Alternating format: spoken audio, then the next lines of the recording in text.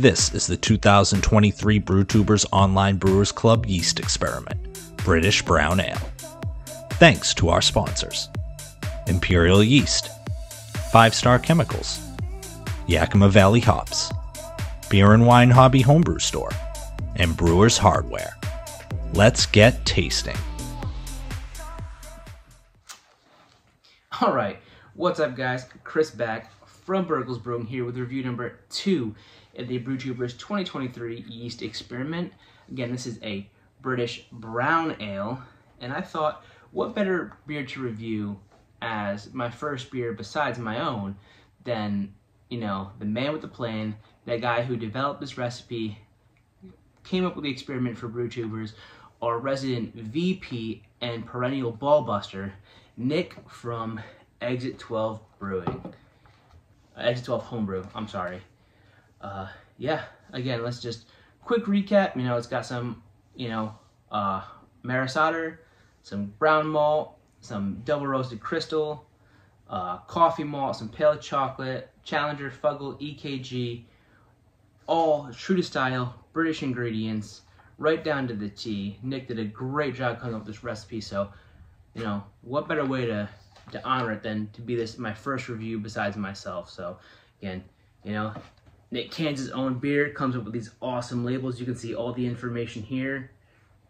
Really awesome. You'll see a lot of the guys, actually, besides me in this club, do can their beer and come up with their own label, so, you know, pretty advanced. But yeah, Nick's got a great label here, and we're going to dig into it. We'll go a couple of stats here. I think if we go back to mine that I reviewed first, I was 1051 OG, 1019. It was the FG for 4.7, or no, sorry, I was 1055 OG, 1019 FG for an ABV of 4.7.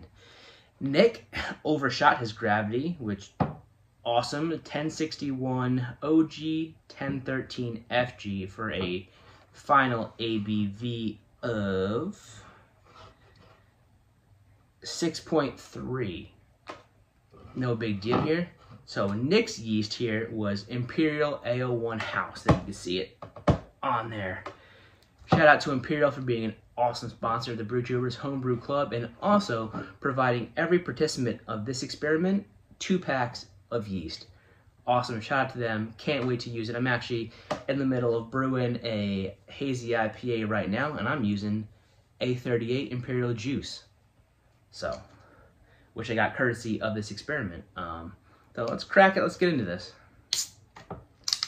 Good hiss there, solid pop. Whew.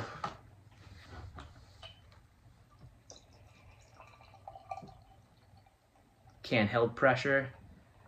Let this can out for about 5 minutes, let it warm up a little bit before I get into it. Oh yeah, look at the head on that.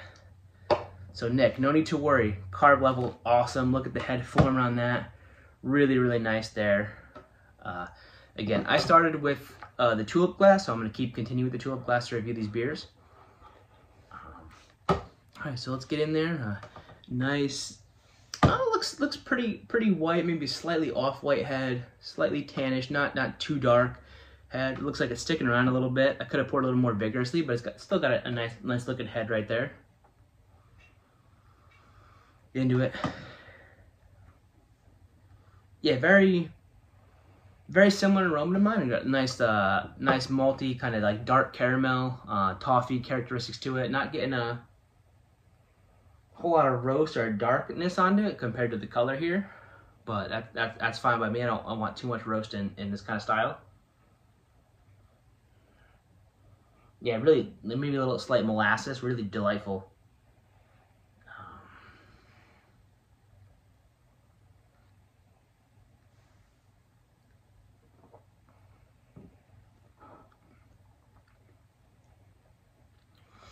Yeah, the first thing I noticed, the body on it is insane. Much, now I guess you could expect it. Mine being 4.7. Nick's here being 6.3, a little more body, a little more oomph to it.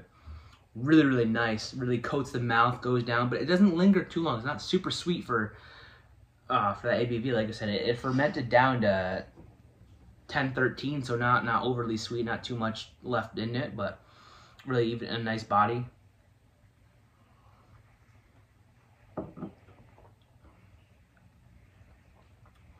Yeah.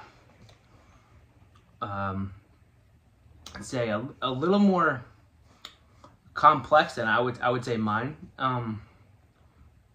Definitely got some nice upfront kind of toffee, caramelly, sweet, malty, rich character. And then as you swallow and it goes down, it's got this nice roasty coffee character. Not overly, not like super, but like a nice kind of like medium to dark roast, but a little more prominent than mine was. Really get that right there in the back, and it kind of goes in kind of almost heavy and sweet, but finishes with that roast a little drier, so it kind of cleanses the palate and wants you to go back in for more.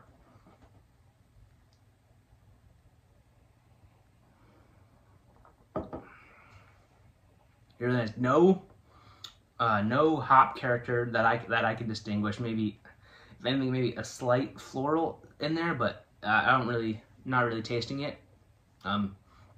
If I had to put a finger on it, I'd say maybe slightly floral, but again, I don't think I perceive anything out of that. But I think it's got the classic, like I said, A01 House from Imperial. It's got that classic English, just esters to it, like.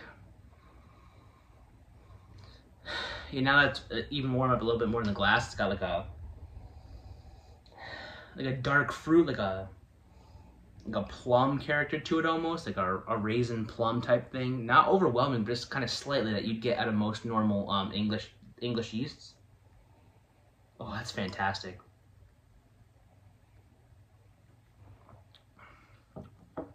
You kind of get it up front too, but it blends in with the toffee notes a little bit in the flavor, but it's really prominent in the aroma now that it's warming up.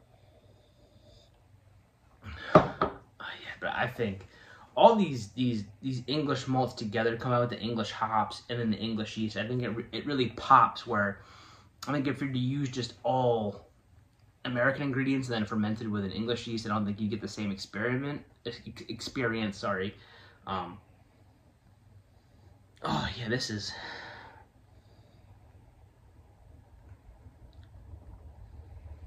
Yeah, it's like a nice caramel, medium roast coffee, kind of in that glass, and got a little bit of, like I said, like a plum raisin thing to support it. Kind of got all the characteristics you'd expect out of an English ale. It's definitely much more complex than mine. Mine was a little bit more one note,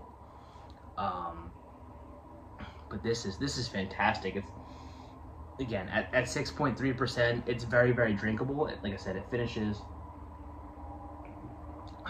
a 10-13 drier than you might expect for a brown ale, especially for an English brown or a British brown. You expect those yeasts to not ferment down as long, leave a little more residual sugars in them. But yeah, the complexity up front, the sweetness up front, the malt character, everything up front combined with the dry finish, it's really, really drinkable.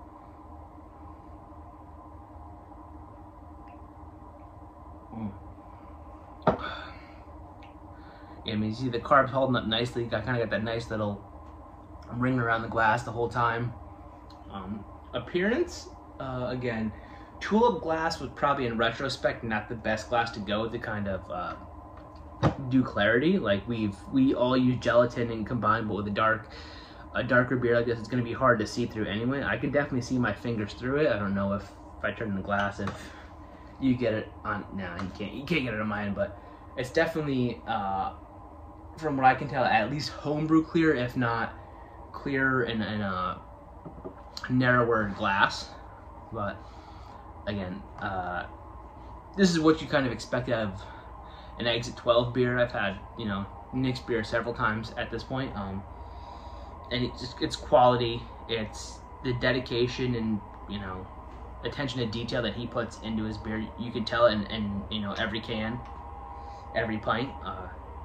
Yeah, I'm gonna enjoy the rest of this, but like I said, A01 House, go for it, use it. I've used it in pale ales, IPAs before. Comes out really well, and even in a classic British ale like this, I think the classic English ester is really coming through in here. Give me that, nice kind of stone fruity plum raisin ester in the back to kind of support that darker malt flavor. And I think, yeah, that yeast right there is great for this style. Prime example. Like I said, I'm gonna enjoy finishing the rest of this glass, and until next time, guys, until the next review, it's been fun.